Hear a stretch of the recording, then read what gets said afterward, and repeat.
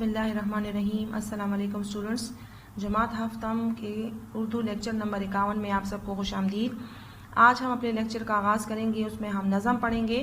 तो आप अपनी उर्दू की किताबें निकालें, शाबाश, और उसमें नज़म निकालें। सफ़ा नंबर 92 पर 92 पर आज हम नज़म पढ़ेंगे। सफ़ा नंबर 92 पर आप देखें, यहाँ पे हमारे पास नज़म है, मैं रोज़े से हूँ। ठीक है, तो नज़म सबसे पहले तो मैं आपको नज़म की तारीफ़ समझा दूँ कि नज़म किसे कहते हैं। तो बच्चे, नज़म किसी भी उन्वान को सामने रख कर शेर व शायरी करना, अशार कहना, ये नज़म की तारीफ़ है। ठीक है, नज़म कहलाती है किसी भी मौजू या उन्वान को सामने रख कर शेर व शायरी करना या अशार कहना। इसकी दूसरी आसान तारीफ़ आप ये भी कर सकते हैं कि बेहतरीन अंदाज को बेहतरीन अल्फाज को बेहतरीन अंदाज में बयान करना। ठीक है, नज़म की दूसरी तारीफ़ है बेहतरीन अल्फाज को बेहतरीन अंदाज में बयान करना, जो है ये नज़म कहलाती है। ठीक है, ये नज़म की छोटी सी तारीफ़ है, आप अपने पास नोट करें, अपनी किताब पर लिखें ताकि आपको नज़म की तारीफ़ याद हो। इसके बाद हम नज़म की मुख्तलिफ़ अक़साम के बारे में मैं आपको थोड़ा सा बता दूँ कि नज़म की मुख्तलिफ़ अक़साम है। ठीक है, उसको हम असनाफ़ सुखन कहते हैं। असनाफ़ लफ्ज़ जो है ये जमा है और इसका वाहिद जो है वो सिन्फ़ है। सिन्फ़ का मतलब है किस्म, सुखन कहते हैं शेर व शायरी को, यानी शेर व शायरी की अक़साम या नज़म की अक़साम। सबसे पहले हमारे पास उसमें है हम्द, जो आप अच्छी तरह जानते हैं। हम्द वो नज़म जिसमें अल्लाह की सिफ़ात बयान होती है। दूसरे नंबर पर हमारे पास है नात। नात वो नज़म जिसमें हज़रत मोहम्मद सल्लल्लाहु अलैहि वसल्लम की सिफ़ात और ख़ूबियाँ बयान होती है। फिर हमारे पास और अक़साम में आते हैं, मनक़बत है, मनाजात, मरसिया, क़सीदा, मसनवी। ठीक है, इसकी मैं एक एक लाइन में आपको तारीफ़ बता दूँ कि मनक़बत वो नज़म होती है जिसमें हम बुज़ुर्गान दीन या औलिया कराम की तारीफ़ की जाती है। मनाजात वो नज़म होती है जिसमें हम अल्लाह से इल्तिजा करते हैं, अल्लाह ताला से दीन और दुनिया की भलाई मांगी जाती है। मरसिया ऐसी नज़म को कहते हैं जिसमें किसी की मौत पर गम का इजहार होता है। मरसिया मौत पर गम का इजहार करने के लिए जो नज़म लिखी जाती है उसे मरसिया कहते हैं। क़सीदा का जो है ये तारीफ़ के मानी में आता है, यानी क़सीदा ऐसी नज़म जिसमें किसी बादशाह, वज़ीर या किसी अहम शख्सियत, मशहूर शख्सियत की तारीफ़ की जाती है तो उसे क़सीदा कहते हैं। और मसनवी जो है ये वो नज़म होती है, तवील नज़म, जिसमें कि कोई किस्सा, कहानी, जंगी हालात, फ़लसफ़ा और दानाई की लंबी चौड़ी बात जो है वो बयान होती है। तो ऐसी तवील नज़म को मसनवी कहते हैं। ठीक है, तो ये नज़म की मुख्तलिफ़ अक़साम है हमारे पास। आज जो हम नज़म पढ़ रहे हैं उसका नाम है मैं रोज़े से हूँ। यहाँ पे आप देखें तो मैं जो है हमारे पास इसमें ज़मीर है, रोज़े से मुरक्कब जारी है। ठीक है, मुरक्कब जारी वो मुरक्कब जो जार और मजरूर से मिलकर बने। तो मैं इसमें ज़मीर जो इसम की जगह इस्तेमाल होता है, वो नाम जो हम इसम की जगह इस्तेमाल करते हैं जिसको आप प्रोनाउन भी कहते हैं इंग्लिश में। अच्छा, फिर नज़म में की तरफ आते हैं तो नज़म में आप देखें इसके शायर का नाम है ज़मीर जाफ़री। ज़मीर जाफ़री ने ये नज़म लिखी है। इसमें नए अल्फाज आप देखें, गुफ्तार है, कर्ब है, दुमची, मिसरा और लहन। गुफ्तार का मतलब है गुफ्तगू, बातचीत, बोलचाल। कर्ब तकलीफ़ या दुख। दुमची किसी चीज़ का कोना, निचला सिरा या हिस्सा। मिसरा नज़म की एक लाइन को कहते हैं, नज़म के एक जुमले को मिसरा कहते हैं। और लहन कहते हैं आवाज़ को। ठीक है, जैसे यहाँ पे हमारे पास नज़म में है मुझसे मत कर कुछ गुफ्तार मैं रोज़े से हूँ, तो ये एक मिसरा हो गया। ठीक है, इसके साथ जब हम दूसरा मिसरा मिलाते हैं, जैसे मुझसे मत कर कुछ गुफ्तार मैं रोज़े से हूँ, हो न जाए तुझसे भी तकरार मैं रोज़े से हूँ। ये दो लाइन हमने मिला के पढ़े, ये दो लाइन है तो इससे एक शेर बन गया, यानी दो मिसरे मिलकर एक शेर बनाते हैं। ठीक है, तो इस तरह ये हर एक नज़म का ये अलग अलग शेर है। ठीक है, मुख्तलिफ अशार है। नज़म का जो सबसे पहला शेर होता है, ठीक है, उसको मतला कहते हैं। ठीक है, अच्छा, उसमें कुछ ऐसे हम आवाज़ अल्फाज होते हैं नज़म में, जैसे यहाँ पे आप देखें तो यहाँ पे हमारे पास है गुफ्तार, तकरार, तार, हार। ठीक है, हम आवाज़ अल्फाज तो इसको काफ़िया कहते हैं। ठीक है, नज़म में जो हम आवाज़ अल्फाज का इस्तेमाल होता है उसे काफ़िया कहते हैं। और नज़म में वो अल्फाज जो जूँ की तू दोहराए जाते हैं, उसमें कोई रद्द बदल नहीं होता, कोई तब्दीली नहीं होती, तो उसे रदीफ़ कहते हैं। ठीक है, रदीफ़ का इस्तेमाल आखिर में काफ़िए के बाद होता है, काफ़िया रदीफ़ से पहले आता है। ठीक है, मतलब वो नज़म का वो शेर होता है जिसमें काफिया और रदीफ, जिसके दोनों मिसरों में काफिया और रदीफ का इस्तेमाल होता है। ठीक है, यहाँ पे आप देखें, यहाँ पे है गुफ्तार, तकरार, इजहार और तार, दोनों मिसरों में रदीफ काफिया का इस्तेमाल हुआ है, और रोज़े से हूँ, रोज़े से हूँ, रोज़े से हूँ, दोनों में रदीफ का इस्तेमाल भी हुआ है। तो ये हो गया हमारे पास मक्ता। ठीक है, नज़म मक्ता का जो शुरू का पहला वाला शेर होता है, नज़म का वो पहला शेर जिसमें काफिया और रदीफ दोनों मिसरों में उसका इस्तेमाल होता है, उसे मतला कहते हैं।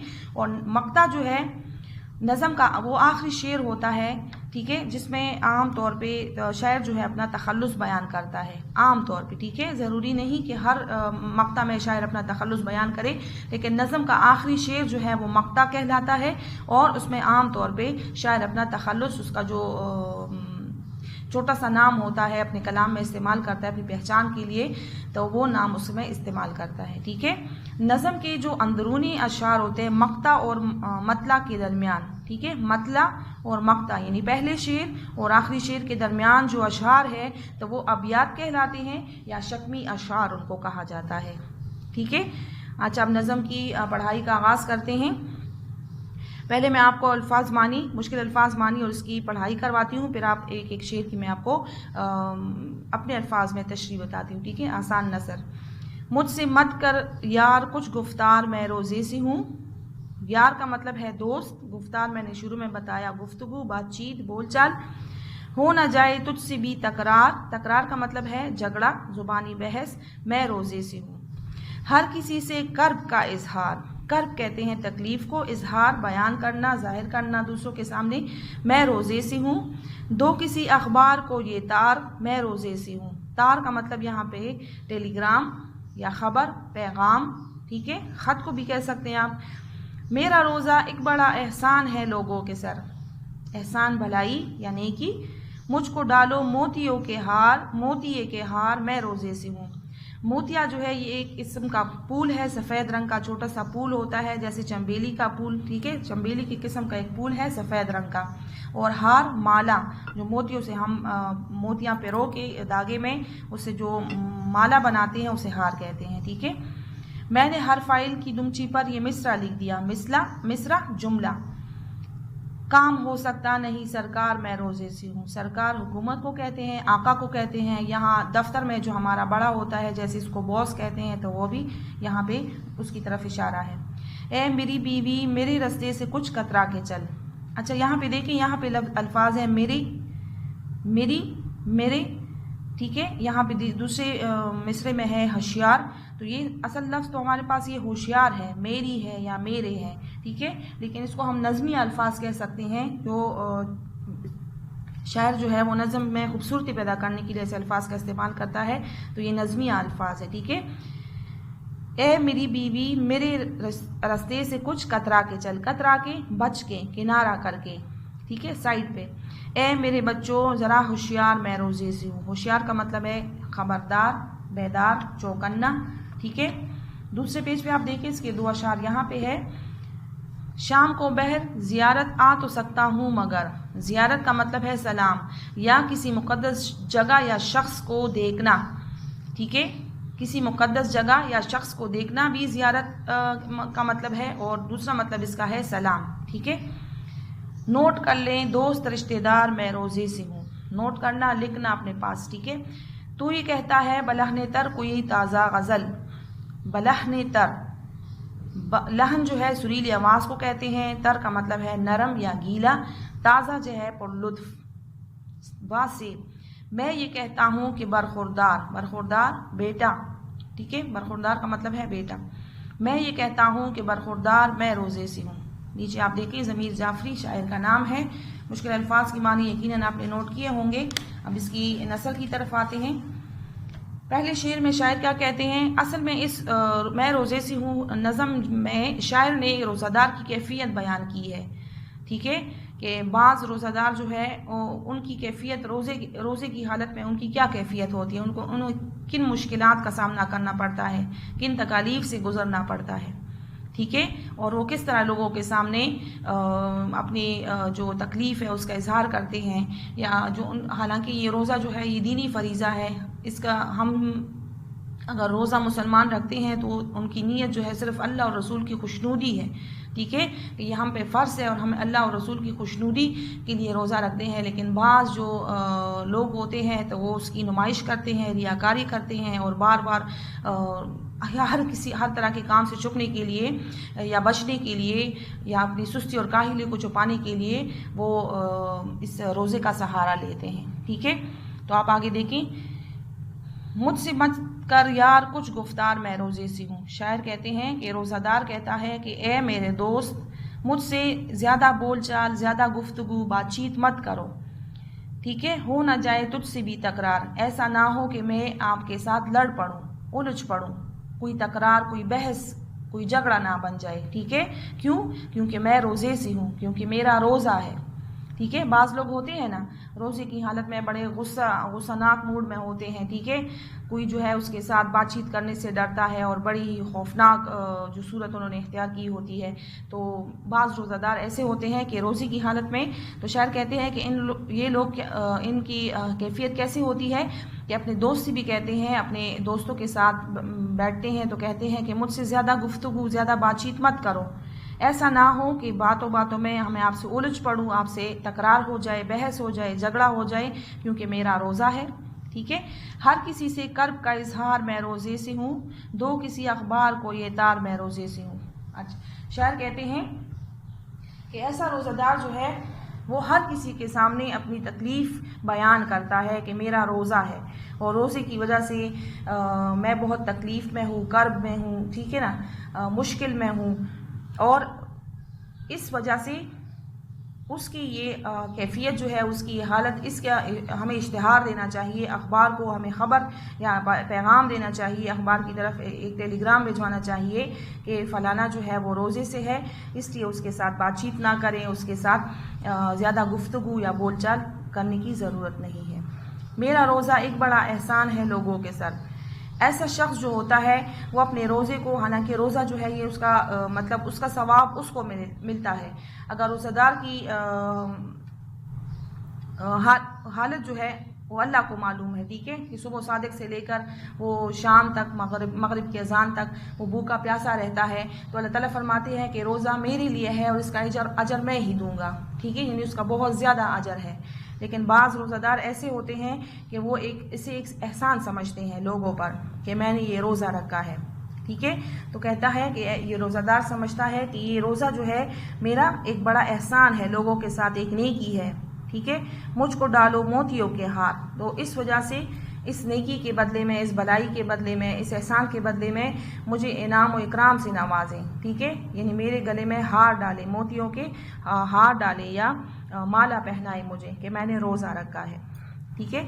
मैंने हर फाइल की दुमची पर यह मिसरा लिख दिया, दफ्तरी काम में वो क्या करता है, काम हो सकता नहीं सरकार मैं रोज़े से हूँ, कि हर तरह यहाँ पे आप दोस्तों के साथ वो हीले बहाने बनाता है, ठीक है, हर किसी के सामने अपने दुख का, तकलीफ़ का इजहार करता है और अपने रोज़े को एक एहसान समझता है, ठीक है। इसी तरह दफ्तरी काम से जी चुराने के लिए या उसका दिल नहीं लगता, काहिली और सुस्ती की वजह से वो दफ्तरी काम में क्या करता है, शायर कहते हैं कि रोज़ादार कहता है कि मैंने हर फाइल, दफ्तर में जितनी भी फाइल मुझे चेक करने के लिए या काम करने के लिए दिए गए, तो मैंने हर एक के दुमची पर, हर एक के कोने पर एक जुमला लिख दिया कि मैं कोई काम नहीं कर सकता, काम हो सकता नहीं सरकार, ठीक है। बॉस की तरफ मैंने एक जुमला लिख कर भेजा कि मैं कोई काम नहीं कर सकता क्योंकि मैंने रोज़ा रखा है, मैं रोज़े से हूँ, ठीक है, यानी अपनी काहिली और सुस्ती को छुपाने के लिए उसने रोज़े का सहारा लिया है। ए मेरी बीवी मेरे रास्ते से कुछ कतरा के चल। घर में उसकी क्या हालत होती है कि घर में वो अपने बीवी के साथ, ए मेरे बच्चों और बच्चों के साथ, बीवी और बच्चों यानी घर के लोगों के साथ भी उसकी नहीं बनती रोज़े की हालत में। अपनी बीवी से कहता है कि मेरे रास्ते में मत आओ, ठीक है, मुझसे बातचीत मत करो, मुझसे कतरा के चलो, बच के चलो, किनारा करके चलो, क्योंकि मेरा रोज़ा है। और ए मेरे बच्चों, आप लोग भी होशियार हो जाएं, चौकन्ना हो जाएं, खबरदार हो जाएं, ठीक है ना, कि घर में कोई शोर हंगामा, क्योंकि बच्चे तो हर वक्त, उन्हें तो इतनी समझ नहीं होती, हर वक्त कोई ना कोई किसी ना किसी काम में या किसी न किसी एक्टिविटी में मसरूफ़ होते हैं। तो शायर कहते हैं कि रोज़ादार, ऐसा रोज़ादार जो है अपने बच्चों पर भी डांट डपटता है कि चूँकि मेरा रोज़ा है तो आप लोगों ने भी बोलना नहीं है, शोर नहीं करना, हंगामा नहीं करना। आप लोगों को ये बात अच्छी तरह जहन में रखनी चाहिए, होशियार रहना चाहिए, चौकन्ना और ख़बरदार रहना चाहिए कि मेरा रोज़ा है, इसलिए आप लोगों ने हंगामा और शोर शराबा नहीं करना। ठीक है, आगे वाले में देखिए, दूसरे शेर में, शाम को बहर ज़ियारत आ तो सकता हूँ मगर। अब दोस्तों रिश्तेदारों के साथ उसका क्या रवैया है। दोस्तों रिश्तेदारों से कहता है कि शाम के वक्त यानी जब अफ्तारी कर लूँ, ठीक है, मेरा रोज़ा मैं खोल लूँ, तो उस वक्त बहरहाल मैं ज़ियारत के लिए, आप लोगों से मिलने के लिए, सलाम के लिए आ तो सकता हूँ, लेकिन आप लोगों को ये अच्छी तरह मालूम हो कि मेरा रोज़ा है, मैंने रोज़ा रखा था। ठीक है, मैं रोज़े की हालत में था, पूरा दिन मैंने रोज़े में गुजारा है, तो आपके साथ आपसे मिलने के लिए, मुलाकात के लिए या सलाम के लिए मैं आ तो जाऊंगा शाम के वक्त, लेकिन आप लोगों को ये बात जहन में रखनी चाहिए कि मेरे साथ कोई ऐसी गुफ्तगू और बातचीत ना हो कि मेरा दिमाग जो है वो काम छोड़ दे। तो क्योंकि आप लोगों को ये मालूम हो, अगर ऐसी कोई बात हो जाए तो फिर आप लोगों को ये अच्छी तरह मत पता हो, कोई बहस या तकरार हो जाए तो आप लोगों को ये मालूम हो, आप लोग अपने पास नोट कर ले कि मैंने आज रोज़ा रखा था। तो ये कहता है बलहने तर कोई ताज़ा गज़ल। ठीक है, शायर कहते हैं कि तू मुझे कहता है कि मैं कोई सुरीली आवाज़ में खूबसूरत पुरलुत्फ़ एक गज़ल सुना दूँ। गज़ल नज़म की जदीद शक्ल है। ठीक है, कि मैं कोई गज़ल सुना दूँ। ठीक है, कि मैं सुरीली आवाज़ में, उम्दा, नरम और गीले लहजे में कोई पुरलुत्फ़ गज़ल सुनाऊँ। और मैं क्या कहता हूँ, मैं ये कहता हूँ कि बरखुरदार मैं रोज़े से हूँ। मैं आपसे माज़रत करता हूँ कि मेरा रोज़ा था, इसलिए मैं आपके शेर व शायरी का काम भी नहीं कर सकता। ठीक है, मैंने हर तरह के काम तर्क कर दिए, घर में दोस्तों के साथ मिलना मिलाना, लोगों से मिलना मिलाना, ठीक है, दफ्तरी काम, घरेलू, सब कुछ मैंने तर्क कर दिया है, क्योंकि मैंने रोज़ा रखा है। रोज़े की हालत में मैं किसी काम करने के काबिल नहीं हूँ। ठीक है, तो इसमें आप लोगों ने इसको अच्छी तरह पढ़ना है। ठीक है, और आप लोगों ने कोशिश करनी है कि हर एक शेर की नसब जो है अपने अल्फाज में लिखें, 3-3, 4-4 जुमलों में। ठीक है, इसमें जो आपका होमवर्क है, तो आज अपना होमवर्क आप नोट कर ले कि इसमें आपने हम काफिया अल्फाज, ठीक है ना, वो सारी ढूंढने हैं। तमाम अशार से आप लोगों ने हम काफिया अल्फाज लेके अपनी रफ कॉपी में आप लोगों ने नोट करने हैं। रफ कॉपी में आप लोगों ने ऊपर लिखे नज़म मैं रोज़े से हूँ, और उसके साथ आपने काफिया अल्फाज जो है वो लिखने हैं उसके सामने। ठीक है।